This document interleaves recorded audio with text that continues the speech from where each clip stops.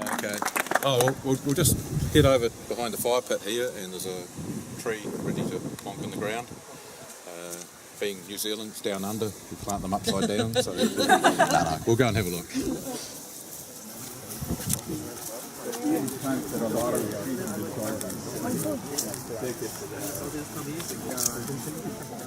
Oh, I think we're all here, guys. I was going to do the crossword, but looks like I've got other things to do. So. It's not the last one you planted, was it? Yeah. Well, yeah, it was. No, well, actually, I did plant a lot of the trees around here. It was one of my landscaping jobs. But no, that's why we're planting it here, because we've got a dead tree there, and this one here is looking pretty sick to me, so I think it won't last long. So that's why we've decided to plant it here. Just a wee bit about the area, first of all, maybe. This whole valley just used to be solid bush, real big trees. It was first settled, the first people that came here were in 1871, 1875, it was the Whitemans, and they were axemen, they were loggers. They lived just down beside where Shannon is living. This actual farm through here belonged to some people called the Gorries, and this is Mr. Gorry sitting on his tree stump. This guy here, he's long gone.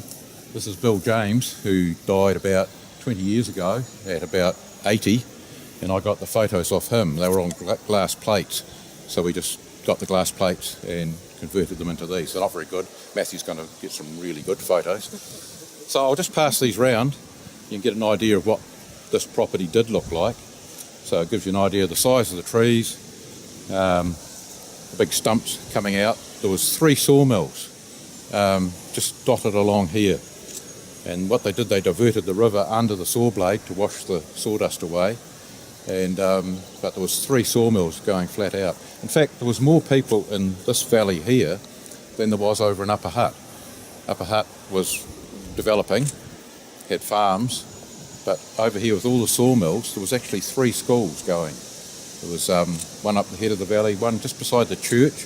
You might notice a little ring of daffodils. That's where a school building used to be, and there was one further down. So there's the logging camp where the loggers live. That's what the hills look like. After the land was logged, they just burnt it off, and it became very fertile. So it was good for farming for a few years until the fertility dropped away. So these were the hills just up behind here. That was the house. This one here has actually been burnt down now, but that's just looking down the valley. And there was another one which disappeared. Oh, there we are. And that's a modern Whitemans Valley resident. That's my daughter. After her. So I'll just pass these round. You can have a look at them. So after the logging, which died out, logging went from about 1890s through to about 1920. Most of it was around about 1900 to 1910. And all the timber went into Wellington and Lower Hutt for building houses. It was all Remu, Matai, really good timber. The land reverted back to scrub when the First World War came. A lot of young guys went off to the war and never came back, so there wasn't much labour, so the land just reverted back to scrub and bush. And then from then it's still just been dairy farms. Had about 5 big dairy farms up the flat, and the hills were all sheep and beef, and now that's all been swapped over into forestry because sheep and beef weren't economical, they died away, so we got all this forestry going in. So whereas up to now, us Kiwis have been flat out chopping down trees, there's a new breed come into the valley, and now we're flat out replanting. In fact, I've been here a couple of years, and I've spent most of the time cutting down manuka, but now I've got beehives up there for manuka honey, and it's more lucrative to farm bees than it is sheep. So that's the way we're going. Yeah. But anyway, a tree. How long have you been here? Yeah, about 42 years. So yeah, That's my daughter. Oh, these are my grandkids. Just in case you're seeing them. He's the one in front, not the one on the back, so you might want to... Pass it around. Yeah. She's really smart, right? Yeah. Yeah, so anyway, planting a tree, we'll just do it quickly. You all know about trees. Just dig a hole a wee bit bigger than the bag and just keep the soil in the bottom of the hole loosened up so that the roots can spread out through it. I've already soaked the tree. I've got a bit more water to put on it. It never rains here, so so it's best to wet the tree before you put it in the hole, then you can firm it up. Just split the bag off. And you'll see when the bag comes off that all the roots are a wee bit root bound, they're all bound up. So it's best if you can just loosen those up lightly so that they spread out. Try and keep all that good black soil going into the hole. And then, it's obviously a Christmas tree. So then you just put it in, keep the level of the tree where it's in the pot level with the ground. Don't get it too deep and don't have it sticking up in the air too high. So around about there. And just shovel a wee bit more soil around it. Oh, get it facing the way you'd like it, which is that way.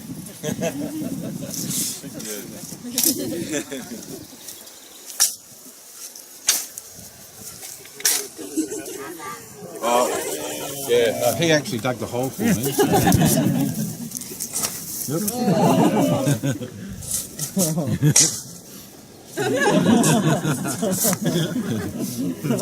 Yeah, they say never do a show with kids or small animals, but anyway. So then the idea is to firm it up upright with a bit more soil.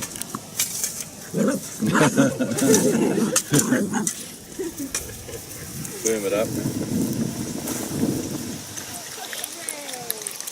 And you're meant to, some people stake trees. I don't believe in that. It's better just to let the tree develop its own strength. And she's done, mate. Oh. And then I'll give it a wee bit of water. And you hear it say thank you.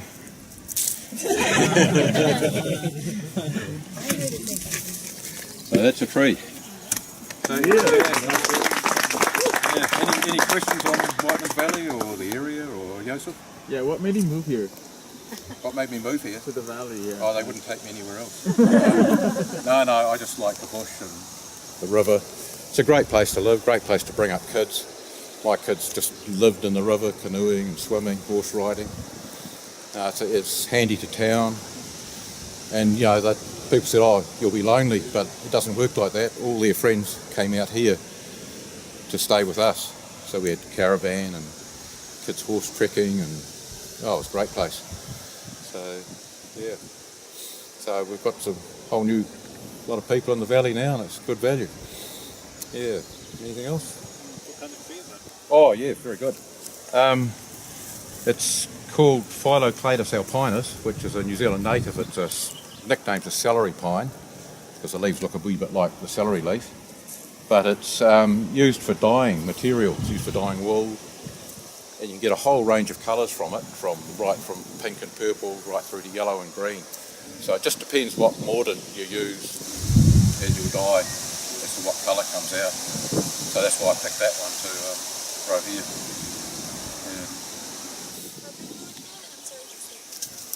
Yeah. It's a big tree, but it's very slow growing. Yeah, it's not a fast tree. It'll get about as big as that one there, but it'll be more compact. Quite a compact tree. Yeah, so it'll just fit in this little gap here quite well. Hold the riverbank and things. Yeah. Is there anything we should do to... Yeah, talk to it nicely. Yeah. No, there's nothing to do. No, it'll just grow. Yeah, this soil here, the stop bank. You don't really need a stop bank here.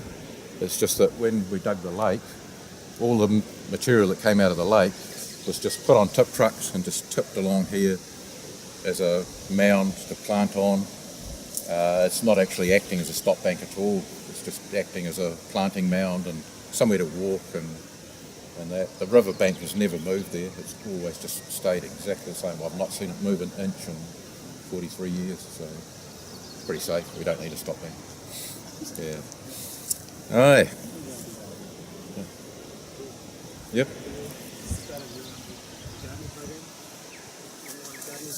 Sorry, what was that again? Is this the strategy for you as an online gardening Yeah, program? it looks like it, eh? Yeah. We've got Miley Cyrus coming later.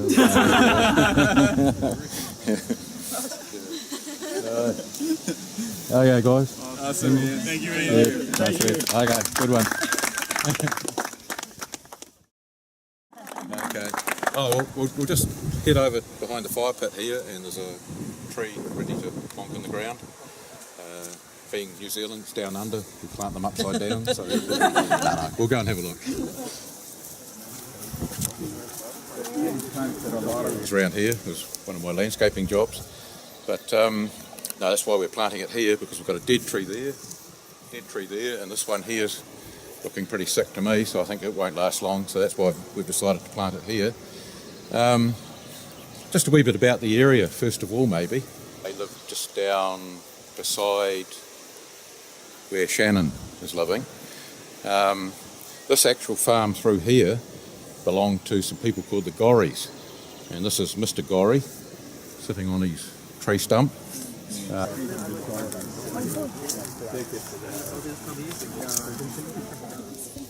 think we're all here, guys. I was going to do the crossword, but looks like I've got other things to do. So. This wasn't the last one you planted, was it? Yeah, well, it was.